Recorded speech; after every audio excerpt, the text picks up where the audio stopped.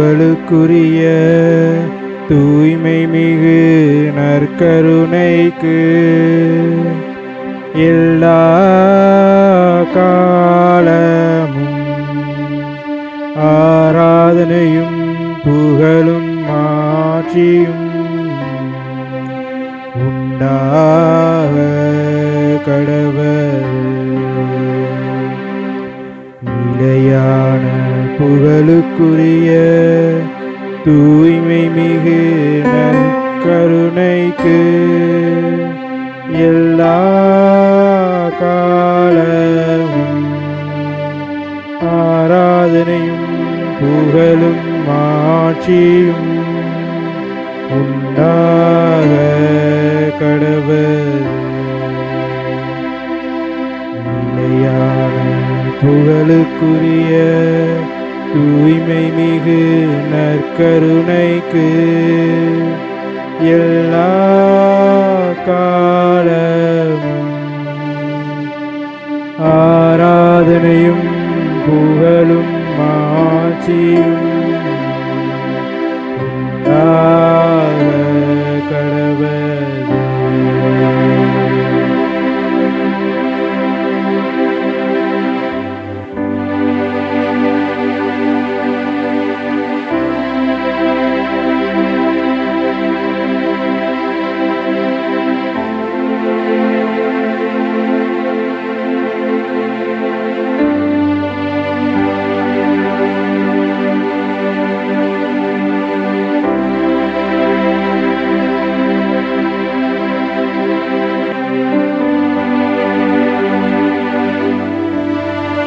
இயேசுவில் பிரியமானவர்களே, இதோ நம் முன்பாக நற்கருணை வடிவிலே நம்முடைய ஆண்டவர் இயேசு கிறிஸ்து வீற்றிருக்கின்றார்.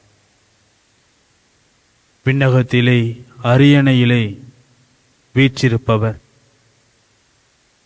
புனிதர்கள் முன்பாக, கடவுளின் முன்பாக வீற்றிருக்கின்ற அதே தேவன் இன்று பாவிகளாகிய நம்முடைய மத்தியிலே பிரசன்னமாக இருக்கின்றார் நற்கருணை வடிவிலே. எனவே இந்த நேரத்திலே அவரிடம் நம்மை முழுமையாக ஒப்புக் கொடுப்போம். அவர் நம்மை தொடும்படியாக அவரை தேடி வருவோம். அவரை தேடுகின்ற பொழுது அவர் நம்முடைய வாழ்விலே பல நலன்களை நமக்கு கொட்டி கொடுக்கின்றார், அள்ளி தருகின்றார். எனவே இந்த நேரத்திலே நாம் ஒவ்வொருவரும் அவரை தொடுவோம். நாம் அவரை தொடுகின்ற பொழுது நிச்சயமாக அவர் நம்மிடம் இருக்கின்ற குறைகளை எல்லாம் நிறையாக மாற்றுகின்ற தேவன். அன்புக்குரிய நபர்களே, இதோ இந்த நேரத்திலே இந்த 1 மணி நேர ஆராதனையிலே நம்மை முழுமையாக அவருடைய பாதத்திலே ஒப்புக் கொடுப்போம். குழந்தைகளை தொடும், அவர்கள் ஞானம் பெறுவர். இளையோர்களை தொடும், அவர்கள் வாழ்வில் வளம் பெறுவர். தம்பதியரை தொடும், அவர்கள் திருக்குடும்பம் போல் வாழத் தொடங்குவர்.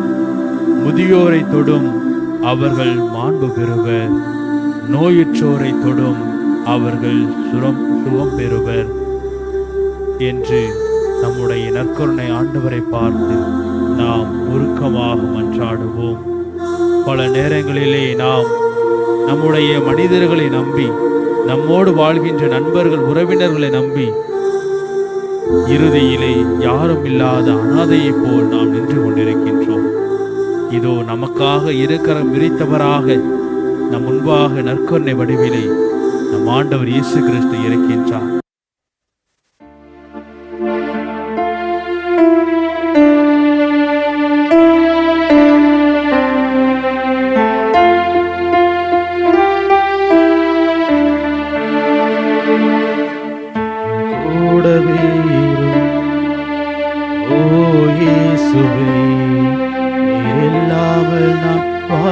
முடியாது என் பக்கத்திலே இரும் ஓ இயேசுவே, நீர் இல்லாமல் நான் வாழ முடியாது. என் கூடவே இரும் இல்லாமல் நான் வாழ முடியாது. என் பக்கத்திலே இரும் ஓ இயேசுவே, நீர் இல்லாமல் நான் வாழ முடியாது.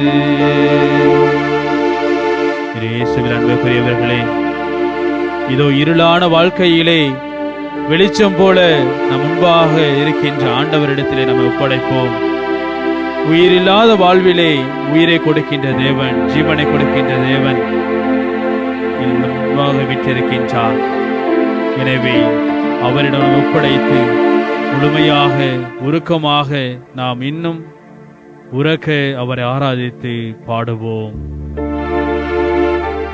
இருளான வாழ்க்கையிலே வெளிச்சமானீரே, உயிரற்ற வாழ்க்கையிலே ஜீவனானீரே. இருளான வாழ்க்கையிலே வெளிச்சமானீரே, உயிரற்ற வாழ்க்கையிலே ஜீவனானீரே.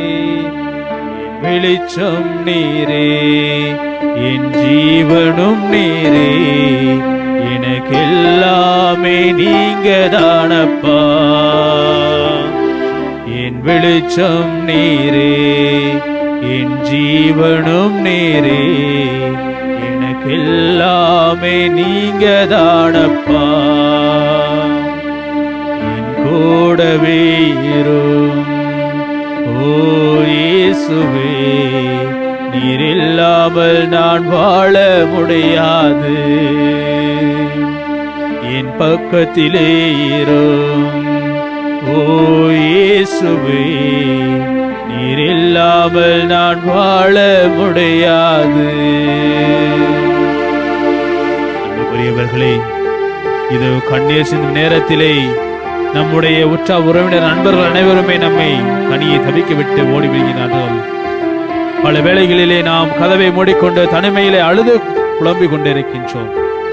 இதோ இந்த நேரத்தில் நம்முடைய கரங்களை, நம்முடைய கண்ணிலே வருகின்ற கண்ணீரை எல்லாம் துடைக்கின்ற தேவன், நமக்கு தந்தையுமாக தாயுமாக இருக்கின்ற தேவன், நம்முடைய நாம் காயப்பட்ட நேரங்களில் எல்லாம் நமக்கு மருந்தளிக்கின்ற தேவன், தந்தையும் தாயுமாக இருந்து நம்மை பாதுகாத்து வழிநடத்திக் கொண்டிருக்கின்றார்.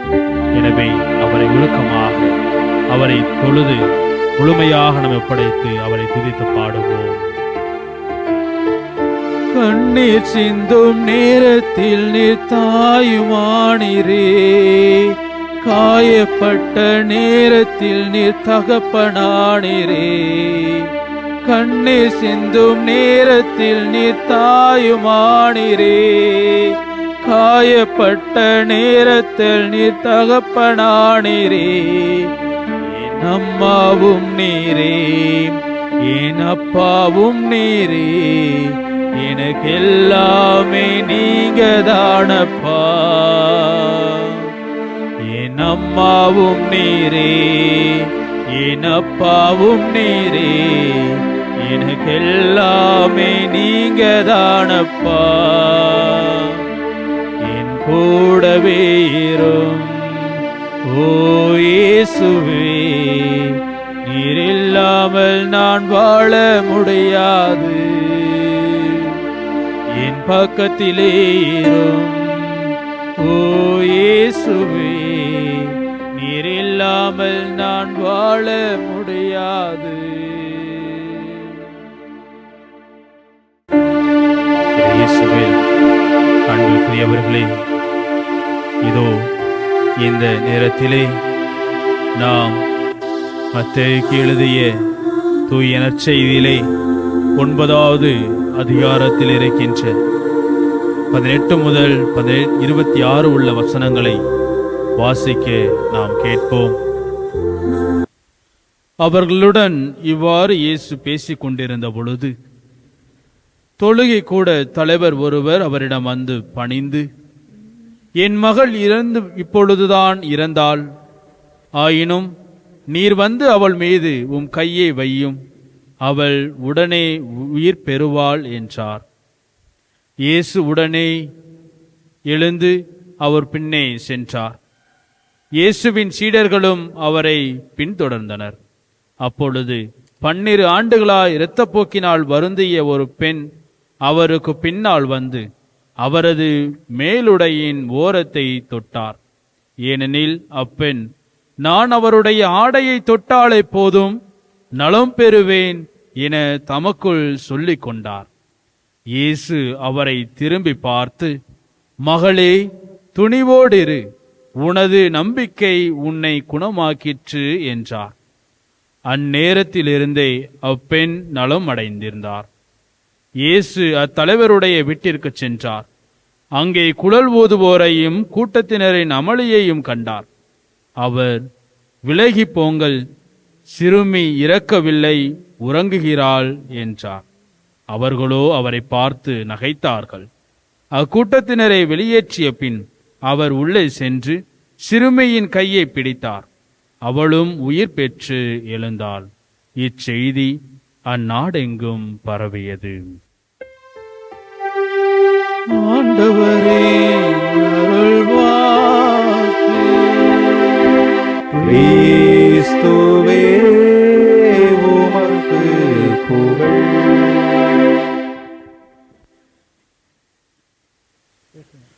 இறை இயேசுவில் அன்பிற்குரியவர்களே, தொடுதல்தான் வாழ்விற்கே அடிப்படையாக அமைகின்றது. தொடுதலைப் போல ஆற்றலை கடத்தும், ஆறுதல் கொடுக்கும், இன்பம் தரும் மற்றொன்றை மனிதர்கள் இன்னும் கண்டுபிடிக்கவில்லை. கவலை கொண்ட மனிதருக்கு நீங்கள் எந்த ஒரு வார்த்தையையும் சொல்வதை விட மிகச்சிறந்த செயல் ஆதரவாக அவரை தொடுவது, அவரின் கரங்களை இறுக்கமாக பற்றி பிடிப்பது. நான் இருக்கிறேன், நீ எதற்கும் கவலைப்பட தேவையில்லை என்ற வார்த்தைகளை எவ்வளவு இனிமையாக சொன்னாலும் அது கொடுக்கும் புரிதலை விட ஆழமான நம்பிக்கையை அந்த மனிதருக்கு நம்முடைய தொடுதல் உணர்த்திவிடும். மனிதருக்கு மட்டுமல்ல, எல்லா உயிரினங்களுக்கும் தொடுதலினால் ஏற்படும் உணர்வு ஒன்றுதான். வளர்ப்பு பிராணிகள் தங்களுடைய எஜமானர்கள் தொடுதலினால் மயங்கி நிற்கின்றன. எண்ணற்ற தருணங்களில் சொந்தமான செம்மறிகளாக மாறிப்போகின்ற காணொளிகளையும் நம் கண்கள் கண்டிருக்கும். விலங்குகளைப் போலவே உயிருள்ள உயிரற்ற மற்ற பொருட்களுக்கும் இந்த விதி அற்புதமாக பொருந்துகின்றது. நம்முடைய வாழ்விலே நாம் பல செல்ல பிராணிகளை நம்முடைய வீட்டிலே வளர்த்திருப்போம். அந்த பிராணிகள் அனைத்தும் நாம் தடவி கொடுக்க வேண்டும் என்று, நாம் அதனோடு இருக்க வேண்டும், அது நம்மை ஒட்டி கொண்டிருக்க வேண்டும், நம்மை தொட்டு கொண்டிருக்க வேண்டும் என்ற ஆசையிலே அது நம்மிடம் நெருங்கி வரும். நாமும் அதனை நம்முடைய கைகளாலே தடவி தடவி கொடுத்து கொண்டிருப்போம். அதில் நேரம் போவது கூட நாம் தெரியாமல் இருந்திருப்போம். ஆக இவ்வாறாக தொடுதலிலே ஒரு சந்தோஷமானது இருக்கின்றது, ஒரு மகிழ்ச்சியானது இருக்கின்றது. அன்புக்குரியவர்களே, கதிரவனின் தொடுதலில் தாமரை மலர்கின்றது. கதிரவனின் தொடுதல் தீருகின்ற பொழுது, கதிரவன் மறைகின்ற பொழுது அது முகம் வாடி சுருங்கி போகின்றது. மண் தொடும் மலர்துளிகள் தான் புற்களை பிறப்பிக்கின்றது. தாயினுடைய தொடுதல் குழந்தையை அமைதிப்படுத்துகின்றது. ஆறுகள் கடலை தொடும் வரை அமைதியை கண்டுகொள்வதில்லை, அது ஓடிக்கொண்டேதான் இருக்கின்றது. இப்படியாக நாம் அடுக்கிக் கொண்டே போகலாம். படைக்கப்பட்டவைகளையே தொடுதலின் பயன்களை நாம் அதிகமாக உணர்கின்ற பொழுது, தொடுதலின் ஆற்றல்களை அதிசயங்களாக மாற்றுகின்றது என்றால், படைத்தவனின் தொடுதல் அனைத்திலும் மேம்பட்டதா இருக்கும் அல்லவா? எனவேதான் இந்த ஆராதனை வேளையிலே ஆண்டவரின் தொடுதலை பற்றி ஆழ்ந்து சிந்திக்க உங்களை நான் அழைக்கின்றேன். இயேசுவின் தொடுதலை உணரும்படியாகவும், இயேசுவின் தொடுதலால் நிகழும் அதிசயங்களையும் குணம் பெறுதலையும் ஆறுதலையும் ஆனந்தத்தையும் நீங்கள் அடையும்படியாகவும் இந்த நற்கருணை ஆராதனை வேளையிலே நான் மன்றாடுகின்றேன். அன்புக்குரியவர்களே, இயேசுவின் தொடுதலின் ஆற்றலை சற்று முன் நாம் வாசிக்க கேட்டோம். அந்த பகுதியிலே அழுத்தமாகவும் குணமாகுதல் பகுதியை விட சற்றே வித்தியாசமாகவும் இருக்கிறதை நாம் பார்க்கின்றோம். அந்த பகுதி அழுத்தமானதாக ஆழமானதாக புனித மத்தேயு பதிவு செய்திருக்கின்றார். இந்த குணமாக்கும் பகுதி மற்ற குணமாக்குதல் பகுதிகளை விட சற்று வித்தியாசமானதாகவும் இருக்கின்றது. அதாவது குணமாக்கும் நிகழ்வு ஒன்றுக்குள் இன்னொன்று புகுத்தப்பட்டுள்ளது. மிரக்கல் வித்தின் மிரக்கல் என்று ஆங்கிலத்தில் சொல்வார்கள். இயேசு 12 வயதில் இறந்து போன குழந்தைக்கு உயிர் கொடுப்பதற்காக சென்று கொண்டிருக்கின்றார். அவர் போகின்ற வழியிலே 12 ஆண்டுகளாக உயிருக்கு ஆதாரமான இரத்தத்தை இழந்து கொண்டிருந்த ஒரு பெண் இயேசுவின் ஆடையின் விளிம்பை தொட்டு சுகமடைந்திருக்கின்றார். இதுதான் வாசிக்கப்பட்ட வாசகத்தினுடைய சுருக்கம். இதில் இயேசுவின் தொடுதலினால் நிகழ்ந்த அதிசயத்தை நாம் எத்தனை நாட்கள் வேண்டுமானாலும் ருசித்து பார்க்கலாம். அன்புக்குரியவர்களே, புனித மத்தேயு இயேசுவின் தொடுதலால் நிகழ்கின்ற அதிசயத்தை 2 பகுதியாக பிரித்து தருகின்றார். முதலாவது இயேசுவை தொடுதலால் நிகழ்ந்த அதிசயம்.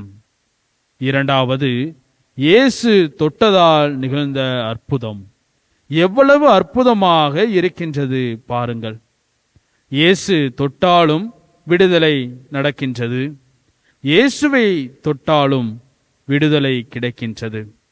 முதலில் இயேசு தொடுதலால் நிகழ்கின்ற அதிசயத்தை பற்றி நாம் தியானித்து பார்ப்போம். இறந்துவிட்டால் என்று சொல்லப்பட்ட அந்த சிறுமி, பொதுவாக சிறுமி என்றாலே பலவீனமானவர்கள், அவர்களிடம் பலம் இல்லை என்று நாம் புரிந்து கொள்வோம். அவர்களால் பெரிய காரியங்களை செய்ய முடியாது என்று நாம் நினைப்போம். இறந்துவிட்டால் என்கின்ற போது அவருடைய உயிர் இந்த உலகிலிருந்து மறைந்து விட்டது, அவருடைய உயிர் அவரிடத்தில் இல்லை என்பதை நாம் புரிந்து கொள்கின்றோம். ஆனால் அதிசயத்தை பாருங்கள். அவள் இறந்து போனது ஆண்டவர் இயேசுவிற்கு உறக்கம் போலத்தான் தெரிகின்றது. அதனால்தான் சிறுமி இறக்கவில்லை, உறங்குகிறாள் என்கின்றார் இயேசு. இனியவர்களே, ஆகாய தாமரை பற்றி நாம் அனைவருமே கேள்விப்பட்டிருப்போம். ஆகாய தாமரை ஆற்று ஓரங்களிலும் ஓடைகளிலும் குளம் குட்டைகளிலும் எளிதில் காணப்படக்கூடிய ஒரு மலர். ஒரு குளத்தில் மலர்ந்திருக்கின்ற ஆகாய தாமரை தண்ணீர் செழித்து இருக்கின்ற பொழுது அந்த காலத்திலே அது மலர்ச்சியாக மகிழ்ச்சியாக மலர்ந்திருக்கும். தண்ணீர் குறைந்து குறைந்து குளம் வற்றி தண்ணீர் மறைந்து போனால், தண்ணீர் இல்லாமல் போகின்ற பொழுது அந்த ஆகாய தாமரை மண்ணுக்குள்ளே புதைந்துவிடும். தண்ணீரின்றி வறட்சியால் வெடித்து போன குளத்தின் மண்ணுக்குள் ஆகாய தாமரை புதைக்கப்பட்ட உடல் போல காணாமற் போய்விடும். இதை நாம் பார்த்திருப்போம். ஆனால் மழை பெய்வதாலோ பாசனத்தின் காரணமாகவோ குளம் தண்ணீரால் நிரம்புகின்ற பொழுது மண்ணுக்குள் புதைந்து போன ஆகாய தாமரை மீண்டுமாக அது உயிர் பெற்று நீரின் மேலே எழுந்து மிதந்து அது மீண்டும் மலர்ந்து புன்னகிக்கக்கூடிய நிகழ்வினை நாம் பலமுறை கண்டிருப்போம். இறந்து போனது போல் தோன்றிய ஆகாய தாமரைக்கு தண்ணீர் தொடுதல் ஒரு புது உயிரை கொடுப்பது போலத்தான் இறந்து போன அந்த சிறுமிக்கு இயேசுவின் தொடுதல் கிடைக்கின்றது. இறந்து போய்விட்டால் என்று ஊரும் உற்றார் உறவினர்களும் உறுதியாய் சொன்ன போதும் கூட இயேசு அந்த சிறுமியின் கையை தொட்டது இந்த காரணத்தினால்தான். இயேசு சிறுமியின் கையை தொட்டு, சிறுமி, நான் உனக்கு சொல்கின்றேன், எழுந்திரு என்று சொன்னதும் தண்ணீரின் வரவால் மடிந்து போன நிலையில் இருந்த ஆகாய தாமரை குதித்தெழுந்தது போல சிறுமி ஆண்டவரின் கை தொடுதலால் உயிர் தெழுகின்றார். இறந்து போன அவர் மீண்டுமாக எழுந்து வருகின்றார். அனைவரும் ஆச்சரியத்திலே அதிர்ந்து போகின்றனர். ஆண்டவரை போற்றி ஆர்ப்பரிக்கின்றனர் அங்கு இருந்த மக்கள் அனைவருமே. அந்த சிறுமையை தொட்டு இயேசு உயிர் கொடுத்த போது நாம் மீண்டுமாக நம்முடைய துவண்டு போன காலங்களிலெல்லாம் நாமும் இயேசு நம்மை தொடுகின்ற பொழுது நாமும் உயிர் பெறுகின்றவர்களாக மாறுகின்றோம். நம்மை தொடும்படியாக இந்த நேரத்திலே இந்த நற்கருணை ஆண்டவர் முன்பாக நாம் நம்மை முழுமையாக ஒப்புக் கொடுப்போம். அவருடைய தொடுதலால் தெய்வீக வல்லமையை நாம் பெற்றுக்கொள்ளும்படியாக இந்த நேரத்திலே நாம் இன்னும் உருக்கமாக ஜெபிப்போம். ஆண்டவரே இயேசு கிறிஸ்துவே, உம்முடைய கரங்கள் என்னை தொடட்டும். என்னுடைய வேதனைகள், சோதனைகள், பலவீனங்கள், பாவங்கள் அனைத்தும் மண்ணோடு மண்ணாகட்டும். என்னுடைய வாழ்விலே வசந்தம் வீசட்டும். நலன்கள் பூக்கட்டும். நிம்மதி மலரட்டும். நிரந்தரமான அமைதி கிடைக்கட்டும் என்று சொல்லி இந்த நேரத்திலே நம்மை முழுமையாக ஆண்டவர் இயேசுவின் பாதத்திலே நாம் ஒப்படைப்போம். இயேசுவில் அன்பிற்குரியவர்களே, இயேசுவை நாம் தொடுதலால் நிகழ்கின்ற அதிசயத்தை தியானிக்க உங்களை அழைக்கின்றேன். இனியவர்களே, இது முன்னைய பகுதியை விட சற்று அலாதியானதாக இருக்கின்றது. இயேசு தொட்டதால் சிறுமி உயிர் பெற்றார். இதில் இயேசுவின் விருப்பம் இருக்கின்றது. இயேசு சிறுமியின் தந்தை யாயீரின் கோரிக்கையை ஏற்கின்றார். அவருக்கு உதவி செய்ய வேண்டும் என தீர்மானிக்கின்றார். அவரோடு செல்கின்றார். எனவே சிறுமியை உயிர் பிழைக்கச் செய்ததில் இயேசுவின் முழுமையான உடன்பாடும் திட்டமும் தீர்மானமும் செயல்பாடும் இருந்தன. ஆனால் 12 ஆண்டுகளாய் இரத்தப்போக்கினால் பாதிக்கப்பட்ட பெண்ணின் சுகமான காரியத்திலே நாம் பார்க்கின்ற பொழுது இவை எதுவுமே கிடையாது. அதனால தான் ஆச்சரியமும் அதிசயமும் அதை எண்ணி பார்க்கின்ற பொழுது நமது சிந்தையிலே என்னென்னவோ ஆனந்தம் நிகழ்கின்றது, புதுமைகள் நிகழ்கின்றது. எனவே நாம் இயேசுவை போற்றி துதிப்போம். நம்முடைய வாழ்விலும் பல வேளைகளிலே இவ்வாறுதான் நாம் நினைப்பது ஒன்றாக இருக்கும், நாம் செய்ய வேண்டியது ஒன்றாக இருக்கும், நாம் முடிவு செய்தது ஒன்றாக இருக்கும், ஆனால் நடப்பது ஒன்றாக இருக்கும். அதனால் பல நன்மைகள் உண்டாகும். அன்புக்குரியவர்களே, இயேசு தன்னுடைய பணியின் காரணமாக முன்னோக்கி சென்று கொண்டிருக்கின்றார். யாயீரின் வீட்டை அவர் நெருங்கிக் கொண்டிருக்கின்றார். ஏராளமான மக்கள் கூட்டம் அவரோடு செல்கின்றது. புனித மார்க்கு இந்த பகுதியை மிகவும் ரசித்து எழுதியிருக்கின்றார். மார்க்கு நற்செய்தியிலே 5வது அதிகாரத்திலே 21 முதல் 43 வசனங்கள் வரை பார்க்கின்ற பொழுது, வீடுகளில் இருக்கும்போது கண்டிப்பாக இந்த பகுதியை நீங்கள் வாசித்து பாருங்கள். ஒப்புமை நற்செய்தியிலே புனித மார்க்கு தான் இந்த பகுதியை இவ்வளவு விவரிப்புகளோடு எழுதியிருக்கின்றார். அவர் மக்கள் கூட்டத்தை பற்றி எழுதுகின்ற பொழுது, ஏராளமான மக்கள் இயேசுவை இடித்தபடியும் நெருக்கியபடியும் தள்ளியபடியும் உடன் சென்றார்கள் என்று எழுதுகின்றார். அவ்வளவு நெரிசலான கூட்டத்தில் 12 ஆண்டுகளாய் நோய்வாய்ப்பட்ட இந்த பெண் நுழைந்து இயேசுவின் ஆடையின் விளிம்பை தொடுகின்றார். இனியவர்களே, இதில் நாம் கவனிக்க வேண்டியவை எத்தனை 12 ஆண்டுகளாய் இரத்தப்போக்கு உடைய பெண்ணால் எப்படி அவ்வளவு பெரிய மனித கூட்டத்தில் நுழைந்து போக முடிந்தது? மிகவும் ஆரோக்கியமானவர்களை தாண்டி இரத்தம் கசிந்து மிகவும் நலிந்து போயிருந்த பெண்ணால் எப்படி சென்றிருக்க முடியும்? இதில்தான் நற்செய்தியாளர்கள் ஒரு ஒப்புமை பண்பை விவரிக்கின்றனர். அந்த பெண் இயேசுவின் ஆடையின் ஓரத்தை தொட்டார். அதாவது பெருங்கூட்டத்தை பிளந்து உட்செல்ல முடியாத அந்த பெண் மிகவும் ஆர்வத்துடன் மனிதர்களின் பாதங்களில் அடியிலே தவழ்ந்து தட்டி தடுமாறி மிகவும் கடினப்பட்டுதான் இயேசுவை அணுகி இருக்க முடியும். அவ்வளவு கடினமான செயல்பாட்டிற்கு அவரை உந்தி தள்ளியது அவருடைய நம்பிக்கை. எப்படியும் இயேசுவிடம் இருந்து குணத்தை பெற்றுக்கொள்ள முடியும் என்ற நம்பிக்கை. எனவேதான் இயேசு, அம்மா, உமது நம்பிக்கை உம்மை நலமாக்கியது என்று சொல்கின்றார். அடுத்ததாக பார்க்கின்ற பொழுது இயேசு கேட்ட கேள்வி, யார் என்னை தொட்டது? மார்க்கு நூலிலே சீடர்கள் இயேசுவை பார்த்து, ஆண்டவரே, இவ்வளவு பேர் உம்மை நெருங்கிக் கொண்டிருக்கின்றார்கள், ஆனால் யார் என்னை தொட்டது என்று கேட்கிறீரே என்று சொல்லி கேட்கின்றார்கள். இயேசுவிடம் கேட்ட பொழுது அவர் மிக தெளிவாக கூறுகின்றார், என்னிலிருந்து வல்லமை வெளியேறியை நான் உணர்ந்தேன் என்று. நாம் மிகவும் உற்று நோக்க வேண்டிய பகுதி இதுதான். 12 ஆண்டுகளாய் உடல்நலமற்றிருந்த பெண் இயேசுவை தொடவில்லை, அவருடைய ஆடையின் விளிம்பைத்தான் தொட்டார்.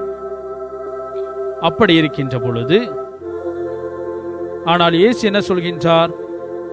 இயேசுவின் ஆடையிலிருந்து வல்லமை வெளிப்படவில்லை, மாறாக இயேசுவின் உடலில் இருந்துதான் வல்லமை வெளிப்பட்டது. இயேசுவை எப்படி தொட வேண்டும் என்பதற்கு அந்த பெண் ஒரு முன்மாதிரியை நமக்கு இருக்கின்றார், எடுத்துக்காட்டாக இருக்கின்றார். அன்புக்குரியவர்களே, நாம் இந்த ஆராதனையில் நற்கருணை ஆண்டவரை பார்த்து கொண்டிருக்கின்றோம். அவரிடமிருந்து வல்லமையை பெற வேண்டும் என்ற ஆவலோடு இருக்கின்றோம். இயேசு நற்கருணை ஆண்டவர் நமக்கு நலம் தருவார் என்று நம்புகின்றோம். இயேசுவிடம் இருந்து நலம் பெற வேண்டும் என்றால் ஒன்று அவர் நம்மை தொட வேண்டும், இல்லையேல் அவரை நாம் தொட வேண்டும். அவர் நம்மை தொடுவார் என்பதில் நமக்கு எல்லளவும் ஐயம் வேண்டாம். இயேசுவை நாம் தொட வேண்டுமானால் எப்படி தொடுவது?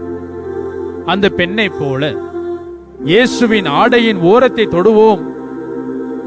அந்த பெண் இயேசுவின் ஆடையின் ஓரத்தை தொடும்போது அவள் தன்னுடைய நம்பிக்கையால் இயேசுவை தொட்டார்.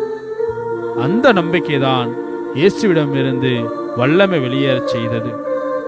எனவே இன்று நாம் இயேசுவை உற்று நோக்குகின்ற பொழுது நம்பிக்கையோடு, நம்பிக்கை நிறைந்தவர்களாக உற்று நோக்க வேண்டும்.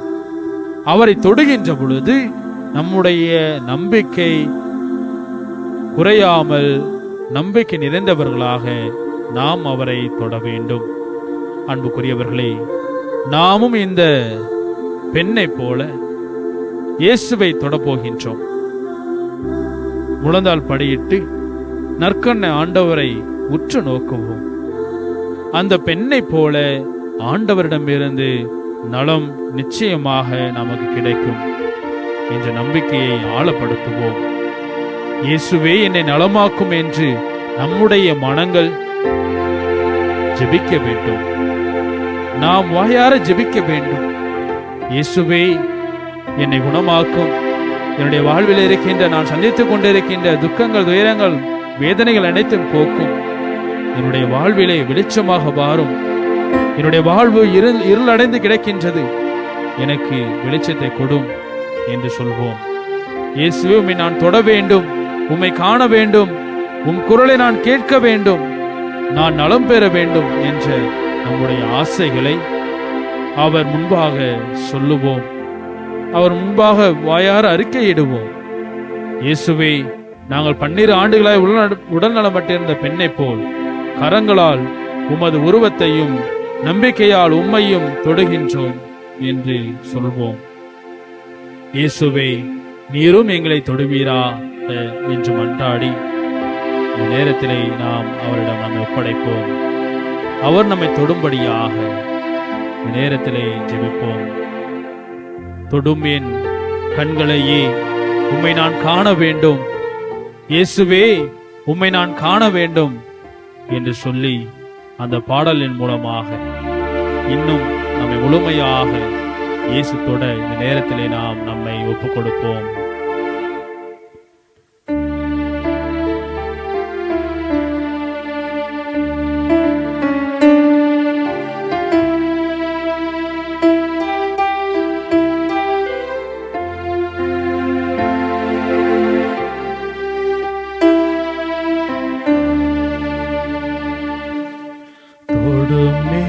கண்களையே உம்மை நான் காண வேண்டுமே, இயேசுவே உம்மையே நான் காண வேண்டுமே. தொடும் என் கண்களையே உம்மை நான் காண வேண்டுமே, இயேசுவே உம்மையே நான் காண வேண்டுமே. தொடும் என் காதினையே உம் குரல் கேட்க வேண்டுமே, இயேசுவே உம் குரலை கேட்க வேண்டுமே. தொடும் என் நாவினையே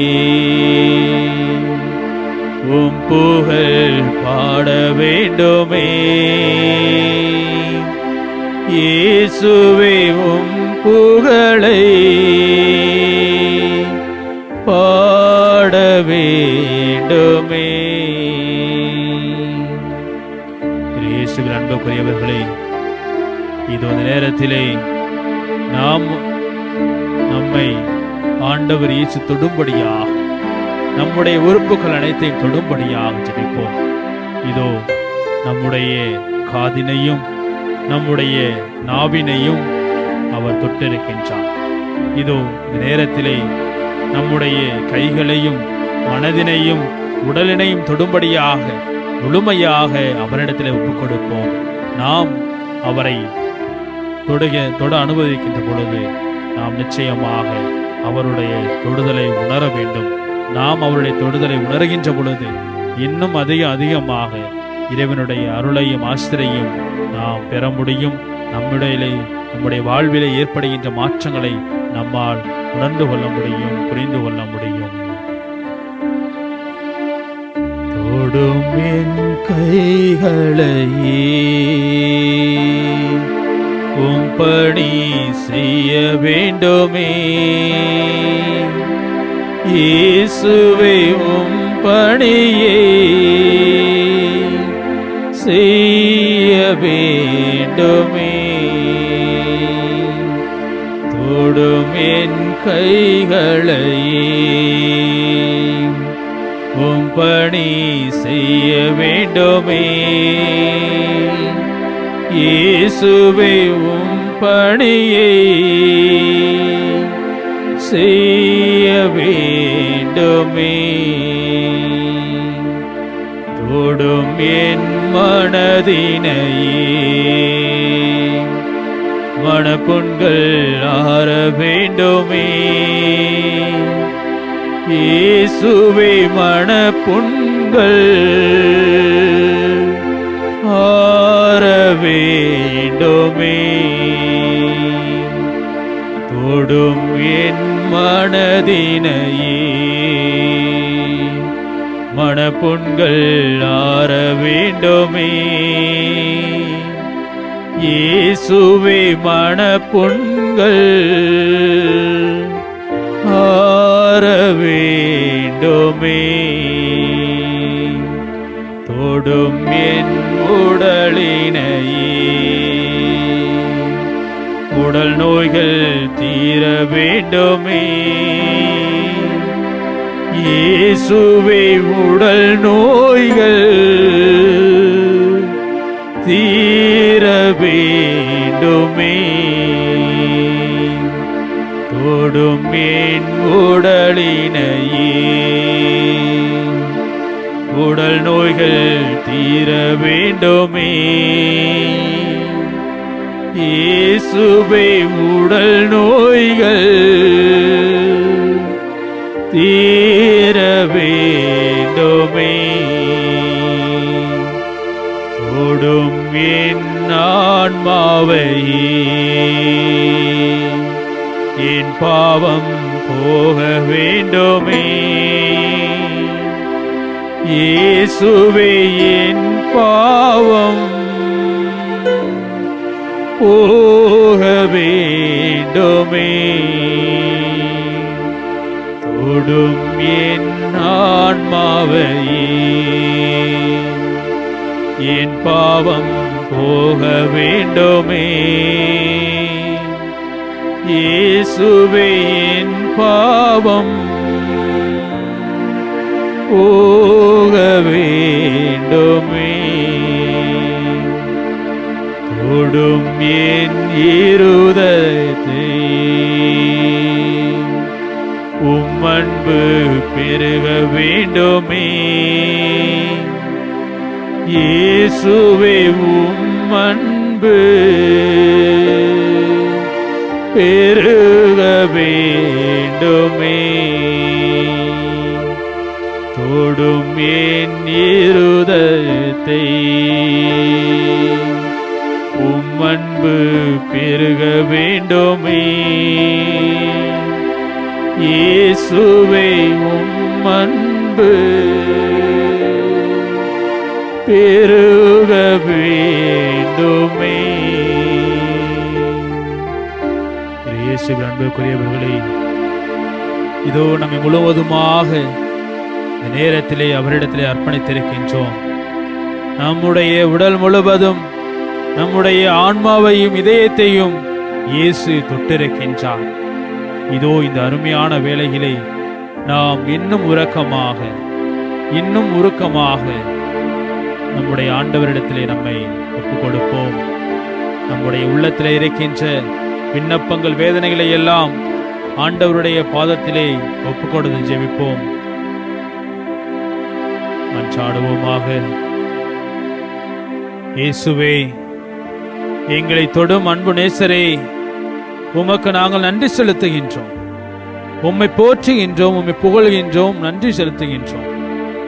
ஆண்டவரே, இதோ இந்த நற்கருணை ஆராதனையிலே கலந்து கொண்டிருக்கும் ஒவ்வொருவரையும் தனித்தனியாய் நீர் ஆசீர்வதிப்பீராக. கலந்து கொள்ள விரும்புவதை ஆண்டவர் நம்முடைய வாழ்விலே தந்து கொண்டிருக்கின்றார். நம்முடைய வாழ்வில் நாம் கேட்கின்ற ஒவ்வொரு விண்ணப்பங்களையும், நம்முடைய மனம் விரும்புகின்ற ஒவ்வொன்றையும் அவர் நமக்கு தருகின்றார்.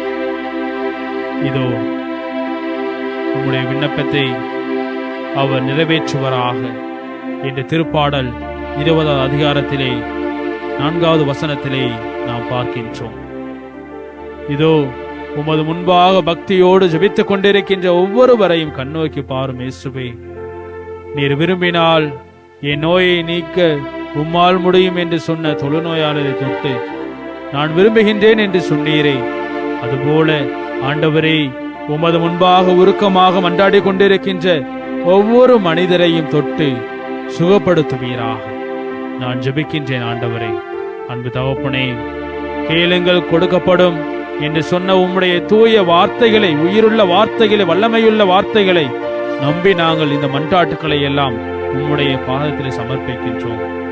அன்புக்குரியவர்களே, இதோ இந்த நேரத்திலே உருக்கமாக ஜெபித்துக் கொண்டிருக்கின்ற இந்த வேளையிலே நம் ஆண்டவர் இயேசு கிறிஸ்துவை உற்று நோக்குவோம்.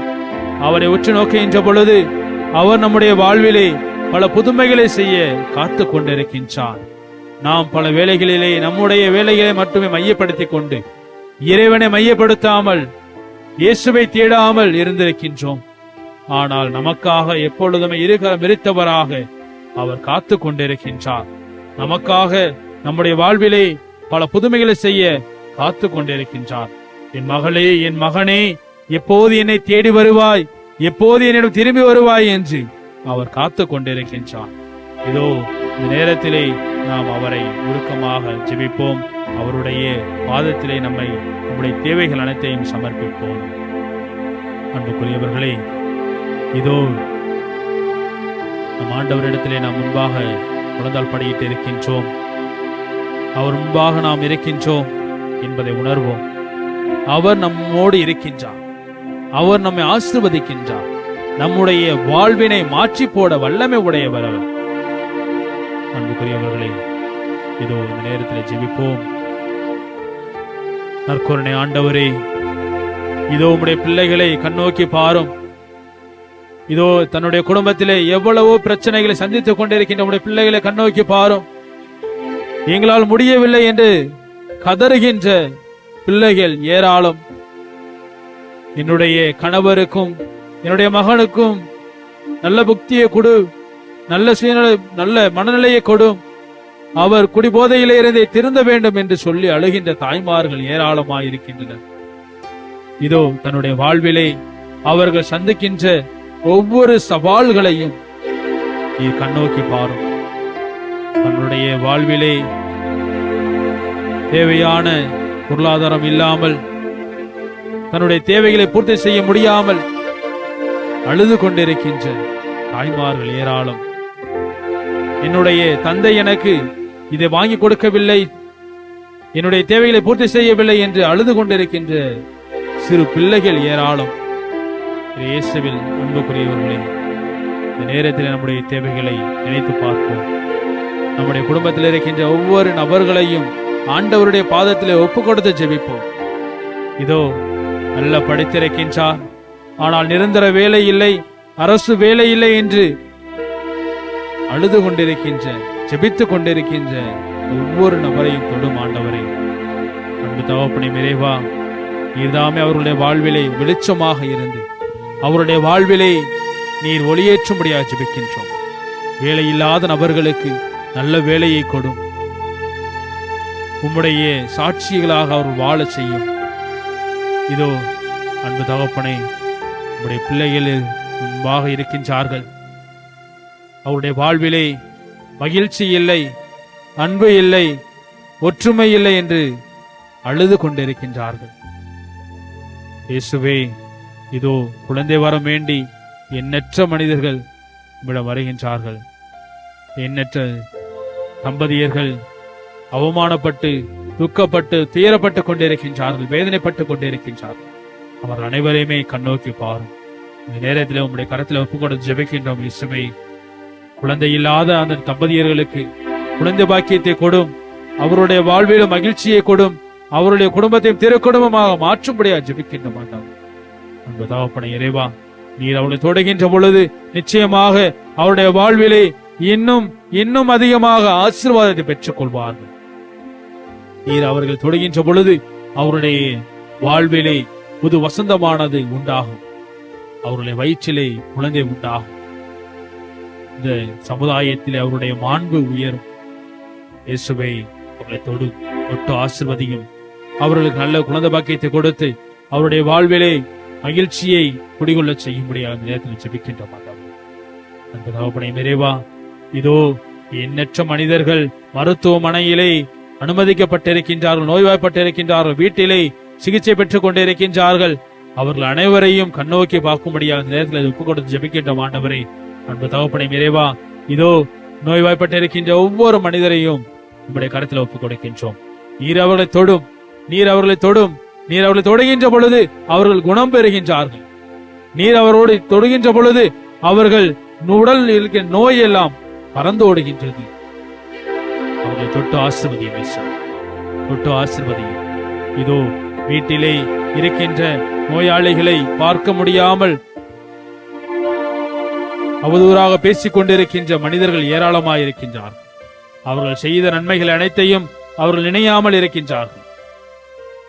வயது முதிர்விலே நோய்வாய்ப்பட்டு படுத்திருக்கின்ற பொழுது கூட அவரை கவனிக்க முடியாமல் இருக்கின்றார்கள்.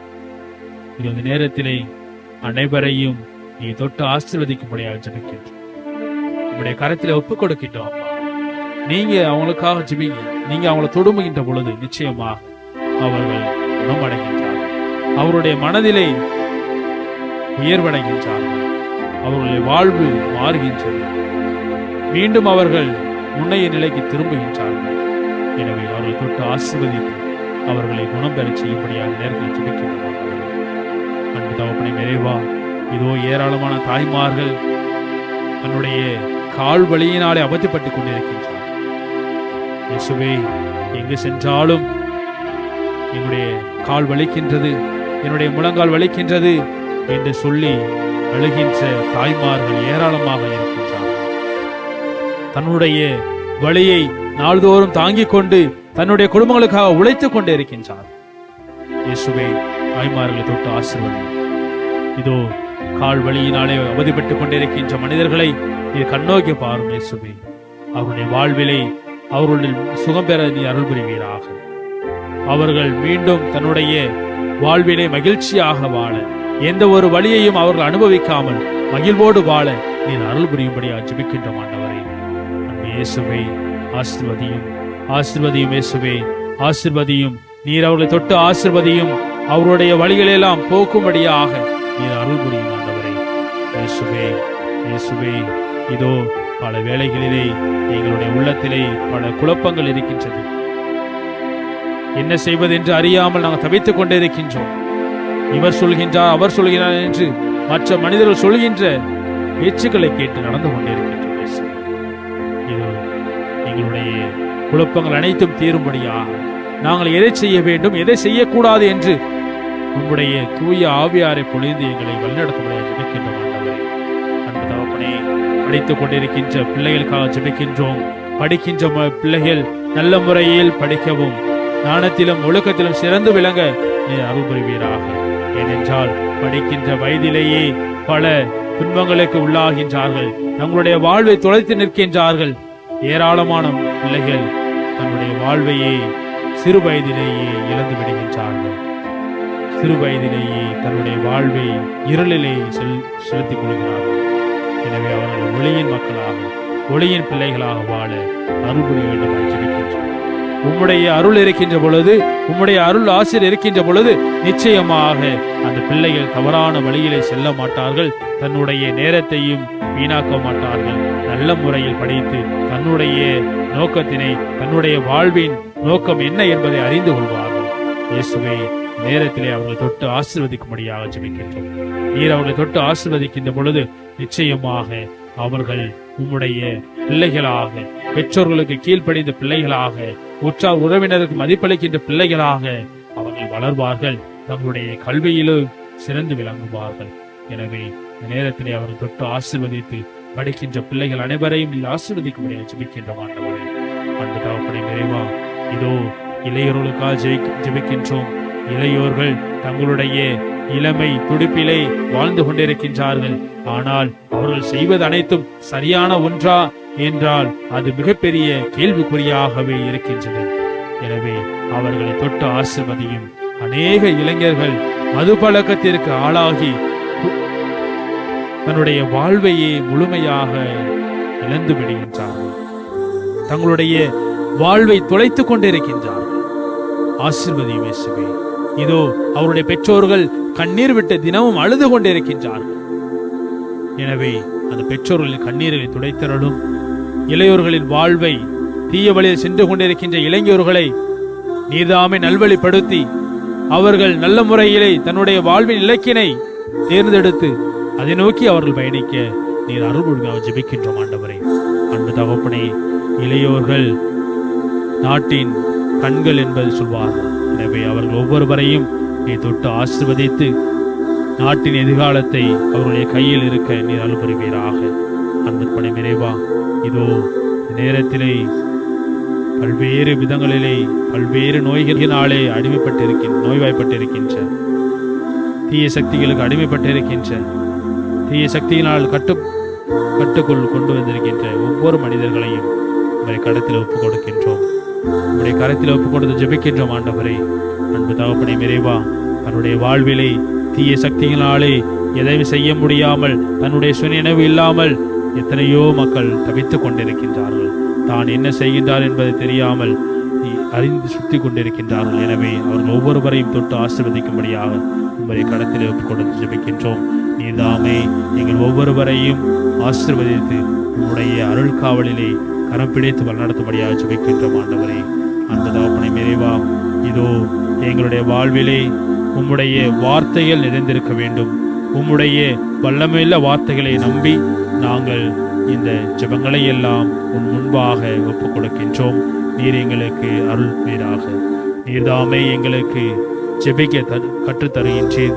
அந்த வார்த்தைகளை சொல்லி இப்பொழுது நாங்கள் எல்லோரும் ஜெபிக்கின்றோம். எங்கள் ஜெபம் கேளும் நல்ல தந்தையே, ஆமென். அனைவரும் முழந்தால் படியிட்டு மாண்பியர் கீதம் பாடுவோம்.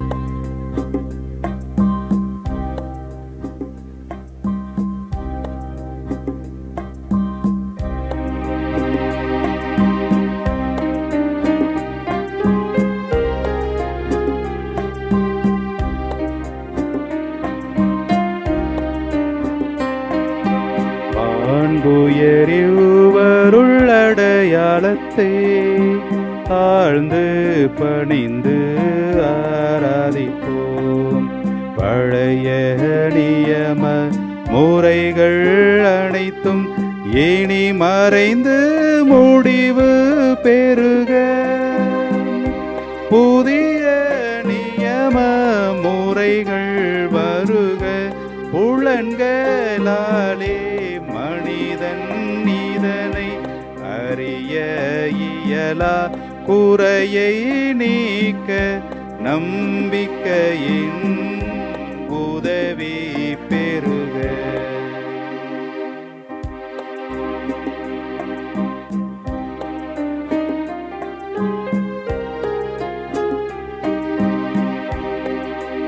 தந்தை அவர்க்கும் மகனவர்க்கும் புகழ்ச்சியோடு வெற்றியார்க்கும் மீட்பின் பெருமை மகிமையோடு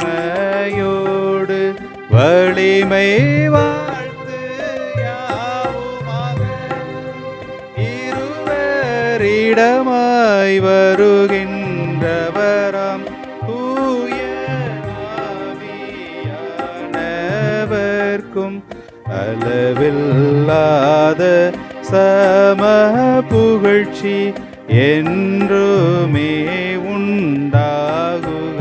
ஆமென்.